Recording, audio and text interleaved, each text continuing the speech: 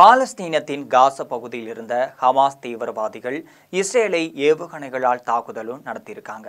அத்துடன் இவர்கள் இஸ்ரேலுக்குள் நுழைந்து கண்மூடித்தனமாக அம்மக்களை இருக்காங்க.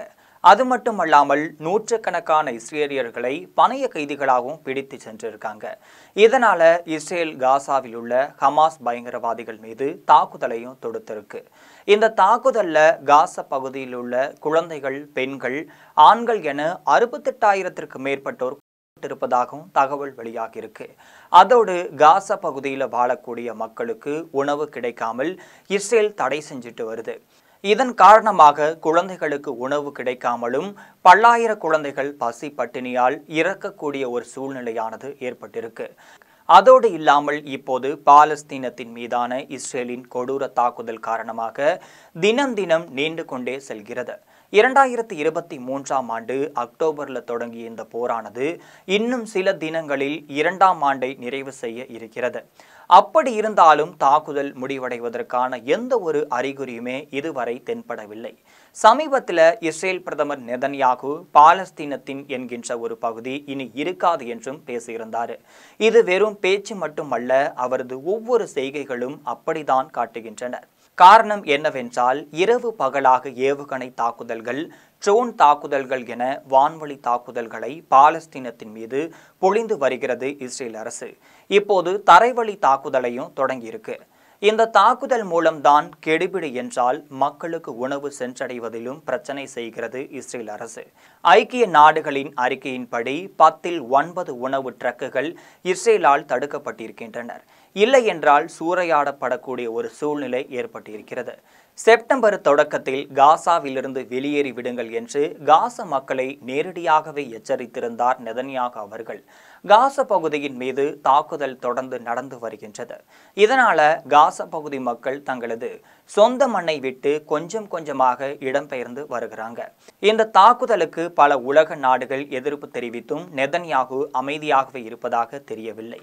உலகளவில் பாலஸ்தீனத்திற்கு ஆதரவாகவும் இஸ்ரேலின் இந்த தாக்குதலுக்கு எதிராகவும் இன்னும் வலுவான குரல்கள் எழாததற்கு ஒரு முக்கிய காரணம் இருக்கிறது. அது என்னவென்றால், பாலஸ்தீனத்தை இன்னும் பல நாடுகள் ஒரு நாடாக அங்கீகரிக்க கிடையாது. இதற்கு அங்கு மலிந்து கிடைக்கும் தீவிரவாதம் தான் முக்கிய காரணம். ஆனால் இஸ்ரேலின் தாக்குதல் நாளுக்கு நாள் மோசமடைந்து வருகின்றனர். கடந்த சில மாதங்களுக்கு முன்பு சில நாடுகள் பாலஸ்தீனத்தை ஒரு நாடாக அங்கீகரிக்க இருப்பதாக அறிவித்திருந்துச்சு. அவை பிரிட்டன், ஆஸ்திரேலியா, கனடா, போர்ச்சுகல் போன்ற நாடுகள் செப்டம்பர் 22ஆம் தேதி பாலஸ்தீனத்தை ஒரு நாடாக அங்கீகரித்திருக்கிறது.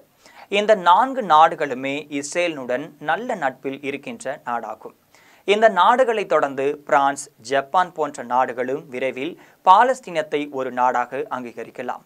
பிரிட்டன், ஆஸ்திரேலியா, கனடா போன்ற நாடுகளுக்கு எதிர்ப்பு தெரிவித்த நெதன்யாகு, பாலஸ்தீனம் என்று ஒன்று இருக்கவே இருக்காது. பாலஸ்தீனத்தை நாடாக அங்கீகரிக்கும் நாட்டு தலைவர்களுக்கு ஒரு தகவல்: நீங்கள் பெரிய தொகை கொடுத்து தீவிரவாதத்தை ஊக்குவிக்கிறீர்கள். உங்கள் நாடு, வெளிநாடு மிகப்பெரிய அழுத்தங்களுக்கு எதிராக நான் தீவிரவாத நாடு ஒன்று உருவாக்குவதை தடுத்திருக்கிறேன் என்று கூறியிருக்காரு. இதுவரை பாலஸ்தீனத்தை ஒரு நாடாக அங்கீகரிக்கப்படாததுதான் அந்த நாட்டிற்கு மிகப்பெரிய நெகட்டிவாக இருந்துச்சு. அப்போது ஒவ்வொரு நாடாக பாலஸ்தீனத்தை அங்கீகரிக்க துவங்கியிருக்காங்க. அந்த நாடுகளின் ஒட்டுமொத்த குரல்களுமே இஸ்ரேலுக்கு எதிராக மாறும். இது மிகப்பெரிய நெருக்கடியை இஸ்ரேலுக்கு தரும் என்று சொல்லப்படுது. ஐரோப்பிய நாடுகள் இனி அடுத்தடுத்த பாலஸ்தீனத்தை நாடாக அங்கீகரிப்பதை பார்க்க முடியும். காரணம் என்னவென்றால், ஒட்டுமொத்த ஐரோப்பிய நாடுகளும் ரஷ்யா உக்ரைன் போரில் உக்ரைனுக்கு சாதகமாக இருக்கின்றனர். ஆனால் அவர்கள் பாலஸ்தீனத்திற்கு ஆதரவாகவும் இஸ்ரேலுக்கு எதிராகவும் குரல் கொடுத்தது எதிர்ப்பலைகளை கிளப்பியிருக்கு. அதனால அவர்கள் தற்பொழுது பாலஸ்தீனத்தை அங்கீகரிக்கும் அழுத்தத்திற்கு ஆளாகி இருக்காங்க. அப்போதுதான் அவர்கள் உக்ரைனுக்காக மிக வலுவாக குரல் கொடுக்க ஆரம்பிச்சிருக்காங்க. 1988ஆம் ஆண்டை பாலஸ்தீனத்தை நாடாக அங்கீகரித்து விட்டது இந்தியா. ஆனால் அது பெரிய அளவில் இஸ்ரேலுக்கு எதிராக நிலைப்பாட்டை எடுக்காததற்கு பாலஸ்தீனத்தில் தீவிரவாதம் ஓங்கி இருப்பதுதான் காரணமாக சொல்லப்படுது. ஆனால் கத்தாரின் மீது இஸ்ரேல் தாக்குதல் நடத்தியதற்கு இந்தியா கடுமையான எதிர்ப்புகளை பதிவு செஞ்சிருந்துச்சு. ஆக இந்தியா இன்னொரு நாட்டின் இறையாண்மையை பாதிக்கப்படும் போது குரல் கொடுக்கும் என்பது தெளிவாக தெரிய வந்திருக்கு. இதுவரை பாலஸ்தீன ஹமாஸை கடுமையாக எச்சரித்து வந்த ட்ரம்பும் இப்போது நெதன்யாகுவின் மீது அதிருப்தியில் இருப்பதாகவும் தெரிய வந்திருக்கு. ஆக உலக நாடுகள் கொஞ்சம் கொஞ்சமாக இஸ்ரேலுக்கு எதிரான குரலை முன்னெடுத்து வருகின்றனர்.